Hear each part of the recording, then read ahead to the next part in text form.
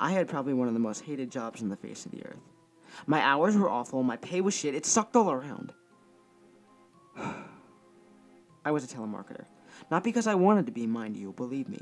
I hated calling people in the middle of dinner, getting scolded at for trying to call people at ungodly hours, getting sworn at and getting hung up on. However, the sad fact was that I majored in philosophy back in college and couldn't really do anything with it. Telemarketing was sadly one of the only jobs that paid the bills for a guy like me. I wasn't lazy. I would have loved to have found a better line of work. This job always felt like it was sucking my soul out, and the nights left me way too exhausted to find another job. Not to mention, I had nothing else to put on my resume, so I doubted that anyone else would ever hire me. I only found the guts to quit that telemarketing job after one particularly bad night back in early 2008. I remember having a horribly bad night of calls. Several people had done everything from yelling at me to holding up their phone to the screaming scene from The Exorcist. Who really cared if these people planned to vote for a president? I didn't even plan to vote myself. I wasn't into politics, so why should I care if these people were? Because it was the only way I was getting a paycheck. I hated myself for it. I remember going down the list of numbers to a cell phone number for Monique Winthrop. Fuck me, I muttered under my breath. I hated cell phone calls the most. Lord only knew where they would be and what kind of horrible shit they would try and pull. Not to mention if this woman was at a concert or something. She would have to scream before I can even hear her. I know it sounds like paranoia, but I had been through that kind of shit before, so many times. I considered skipping over it entirely before I half-heartedly dialed the number and waited for the rings. Counting them in my head, between 4 and 6 rings was usually where the answering machine came in. Whenever I heard more than 8, I would just hang up and put it down as unavailable. Corporate policy said that I should wait till about 10 rings, but I knew the pencil pushers upstairs really did not pay attention to these kinds of things. I managed to count to 6 before the phone was answered. I sighed to myself, at least glad it was quiet on the other end.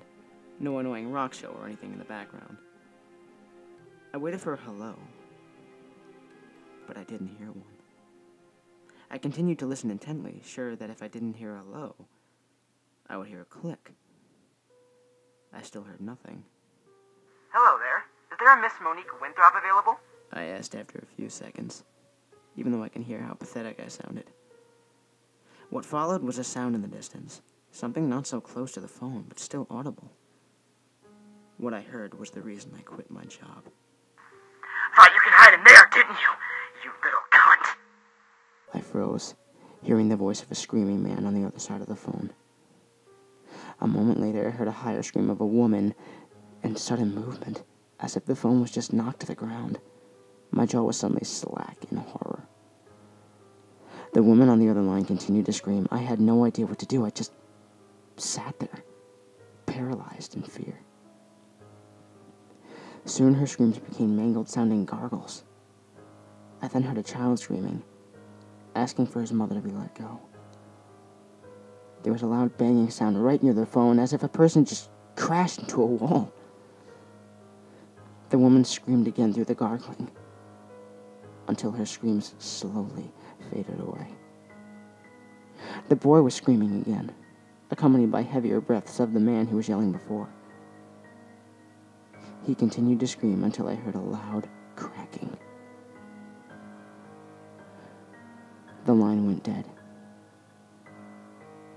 Too stunned to say anything, I hung up the phone, gathered my things, and walked out of the agency that night. I never returned.